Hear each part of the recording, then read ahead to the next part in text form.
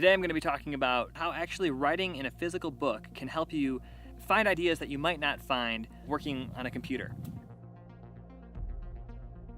One thing I'm finding as I'm working on stories, I often get lost in the minutia of a story.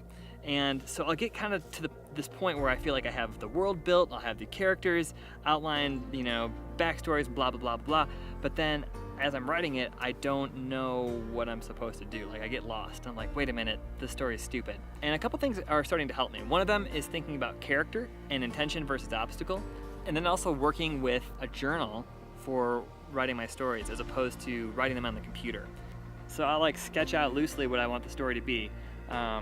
And just work in broad strokes, and then I'll start to work on like a thumbnail outline or just like a very small outline, and I'll use the right side of the page to write down, okay, act one, I think these things should happen, and then I use the left side of the page almost like I would use comments in a Google Doc. I'll draw a little box around something that's important to the story, and then I'll draw a connecting line to the page on the left and break out why that's important, and maybe that's like the antagonist's motivation or something that has to do with world building, or something that's just like really important. So when I go back and I'm like, wait a minute, why is this important? I can look and see, oh, that's why. As opposed to sitting on a computer, it just helps me from a high level see what is the story and what it's supposed to be. Because what happens, and it's happened to me numerous times, is that you get writing, you get working on a project, and then you start finding out, oh man, I don't know what to do here, or I'm lost in the minutia.